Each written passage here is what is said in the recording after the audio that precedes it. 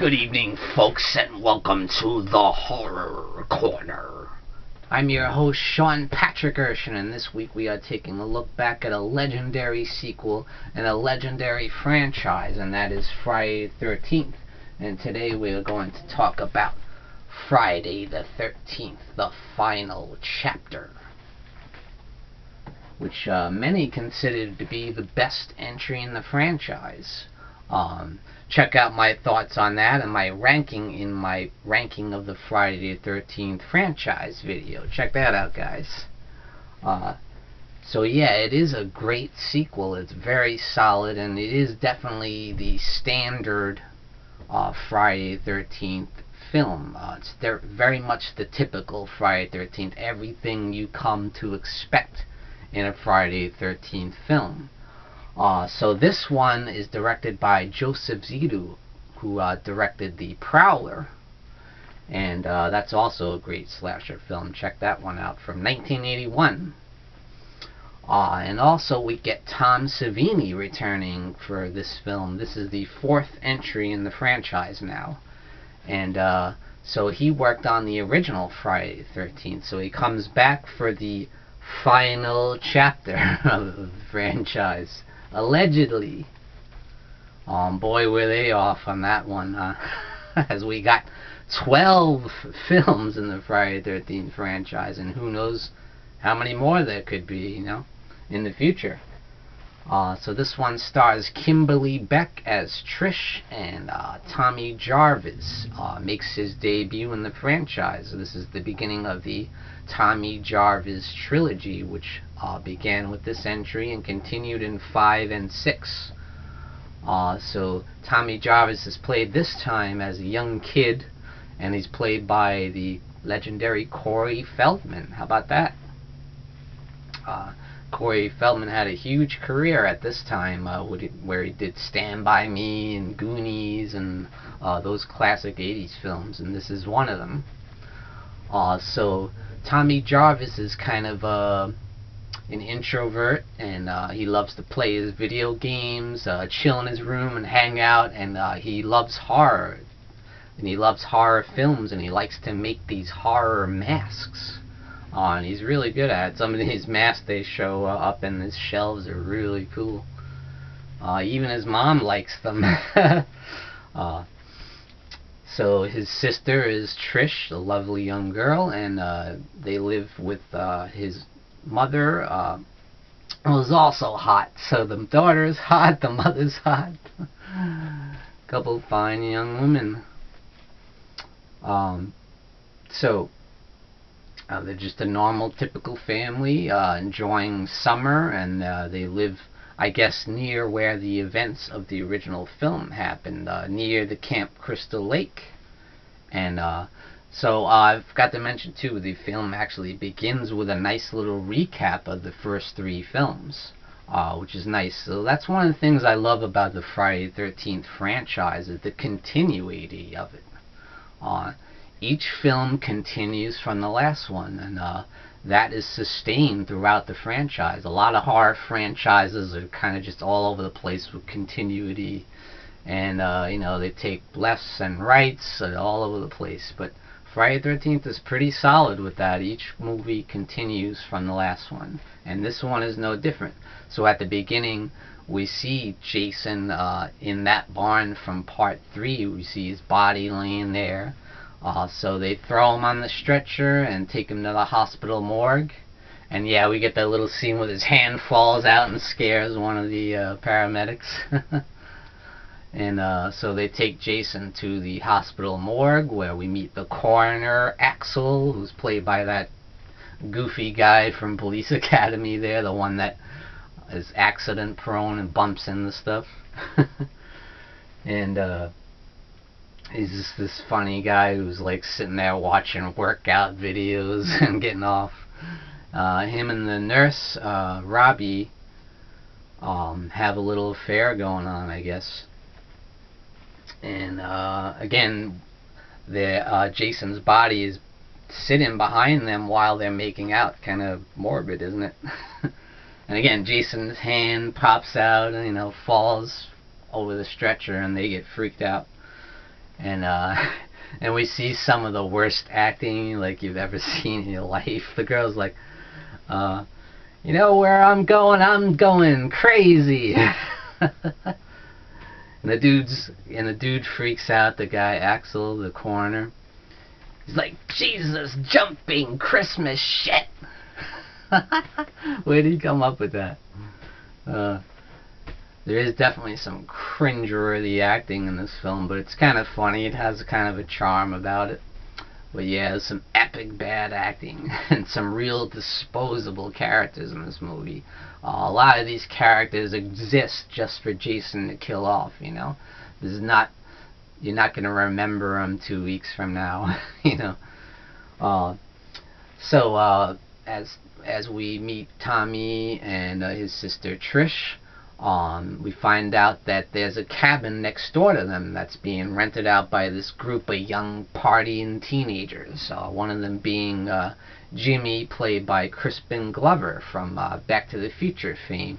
And yeah, he's just as much a geek in this film as he is in Back to the Future. And his buddy's like this typical stoner character, and he calls him a dead fuck. And little do we know that that guy Teddy is the one that's not gonna get a piece in this movie, you know. So yeah, this group of kids move into the cabin next door for the summer, and you know, they're out partying, having a great time, and they go off into the lake and they're skinny dipping. Yeah, there's a lot of gratuitous nudity in this film. Lots of it. Probably the most in the franchise. Just random shots of naked girls and lots of gratuitous nudity. As Friday the 13th franchise is known for that, and this is very apparent in this film as well. So the guys all decide to throw a party, and they invite Trish. They run into Trish, they invite her, and Trish also runs into this guy who's like kind of a drifter coming into town. He's kind of mysterious. He helps them out fixing their car and stuff, and they kind of get a little thing going, her and this guy Rob, who we find out actually has a connection to part 2. See, there again, I love the continuity. And so we find out that his sister was Sandra from part 2, who Jason murdered. So he's out for revenge against Jason. He believes that Jason is still out there because Jason's body disappeared from the morgue. So Jason is out there while these kids are all having a blast, and we see Jason in the background. We first see him with this hitchhiker girl when the kids pass by him in the car, which they also pass by Pamela Voorhees' grave, I might add. Again with the continuity, I love it. And then we see this hitchhiker girl who like throws up the peace and love sign. I guess she's some kind of hippie. And when they don't pick her up, she turns the sign around and says, "Fuck you." And she gets stabbed in the neck for her troubles while she's sitting there eating the banana, and they show the banana squishing like at the same time she's bleeding.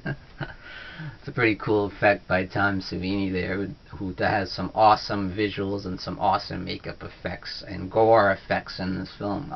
Definitely some of his best work in this movie, no doubt. So yeah, Jason picks them all off one by one when they're having this party, and Jimmy and Teddy run into a couple twin girls, and you know, they try and hit on them, and guess who does pretty well for himself? Old Jimmy there, the dead fuck. But he does alright for himself. He gets one of those twin girls.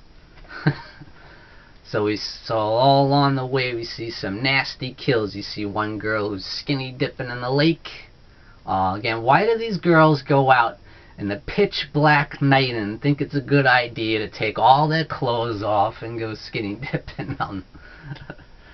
I'll never know.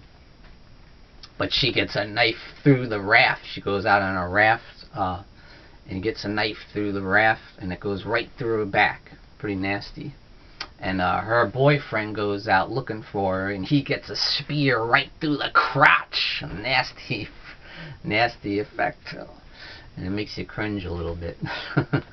Like, oh, damn. And then one guy, that goofy Teddy dude, he's watching some old stripper videos, laughing his ass off, smoking weed, he's stoned. And when he goes to shut off the projector, Jason stabs him right through the head, right through the movie screen. It's nasty. With a butcher knife. And then we see Jimmy off out in the kitchen looking for the corkscrew. Where's the corkscrew? Where's the corkscrew? Jason puts this corkscrew right through his hand. And to top that all off, he gets a hatchet to the face. Nasty. Oof. Reminiscent of part 2 there with that guy in the wheelchair. Oof. Nasty one. And so at the end, we get a real thrilling chase with once Trish and Tommy Jarvis catch up with Jason. And that's why I think a lot of people love this film as the best entry in the franchise, because the chase scenes at the last 20 minutes of the film are just absolutely thrilling and so well shot, and so much suspense. It's great. I love it. And Ted White is an excellent Jason, I must say, one of the best. You also hear him grunting a little bit when he kills or when he grabs the girl and starts strangling you. You hear his voice. It's like, rah, rah, you know. I guess that adds a little bit of realism to the character. He's not just some lumbering zombie, you know. He's like a human being, you know. So I kind of like that. So yeah. I tell you, Trish does a number on Jason. She busts the TV over his head and he gets fried. She puts a hammer right in his neck with the blunt end of the hammer. She whacks him with the machete. You know, he really does a number on him. But Jason does finally catch up with her and strangles her good, you know.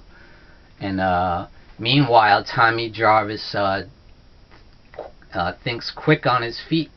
He goes up in his room and he like shaves his head. He shaves all his hair off, and he says, "Jason!" And then you see him there, bald with some little strands of hair hanging from his head.